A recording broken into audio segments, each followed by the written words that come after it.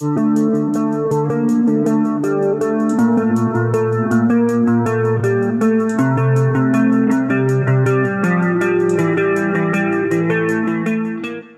Jam were born out of the embers of disastrous circumstances, an existence that remains in spite of tragedy. Alive is a powerful, uplifting anthemic track about overcoming trauma, a topic that Pearl Jam are sadly all too familiar with. Before Pearl Jam, Eddie Vedder was working as a security guard for a petrol station and fronting the San Diego-based band Bad Radio. It's a twisted miracle how Vedder ended up joining Pearl Jam, upping sticks to move from California to Seattle. Alive was initially a Mother Love Bone song.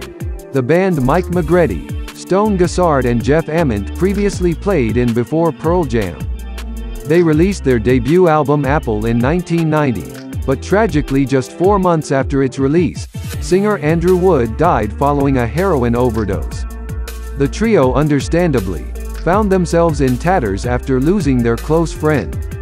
They couldn't bring themselves to carry on with Mother Love Bone without Wood, but they still wanted to make music together. The only issue was that they didn't have a lead singer. They eyed up former Red Hot Chili Peppers drummer Jack Irons to join the project, and although he didn't feel the opportunity was right for him, he passed the demo on to his friend Eddie Vedder. The demo included tracks that they'd been working on, including Alive songs, formerly a Mother Love Bone track called $, which Wood sang on before his death. The band had no idea that Vedder even existed, yet it was clear they had found their singer when his demo arrived. They flew him up to Seattle immediately, and within a week he joined the band. Vedder himself was living with grief that had suffocated him for years, and on Alive, he finally dealt with it. The original story being told in the song is of a young man being made aware of some shocking truths, Vedder emotionally explained on VH1's Storytellers. And one was that the guy he believed to be his father while growing up was not, and number 2 was that his real father had passed away a few years before, as if adolescence wasn't tough enough. Adding, "The guy was me, but I barely knew me then. To be honest, I was barely there to be known. So he took this to be a curse, like fine, you told me this secret, but I've gotta figure a way to deal with this.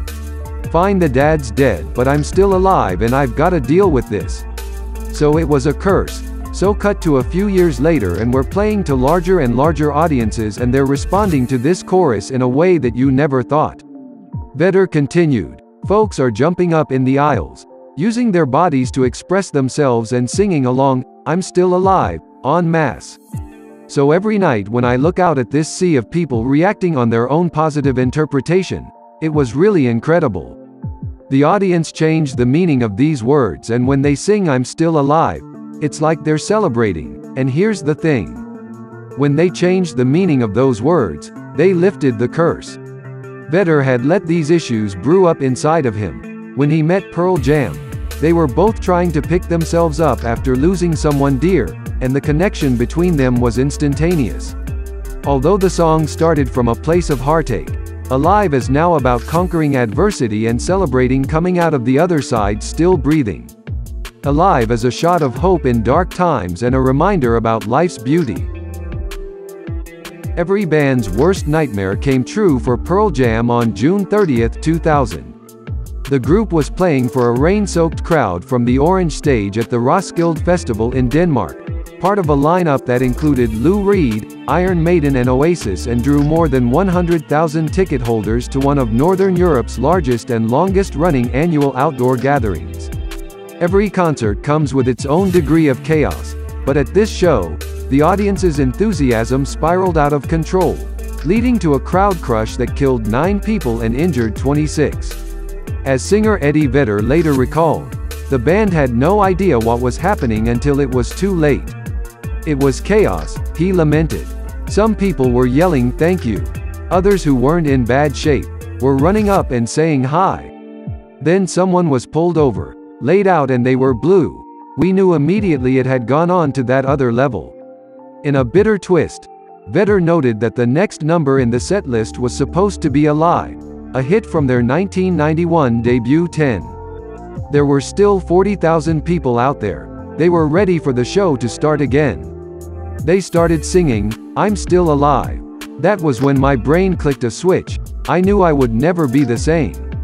Organizers and officials attributed the tragedy to a confluence of factors, including mud-slicked grounds that made it more difficult for audience members to stay on their feet. But the band members were outspoken in their belief that lives could have been saved if the festival had safer procedures in place, or if security had acted more quickly to let the group know things were unraveling on the ground.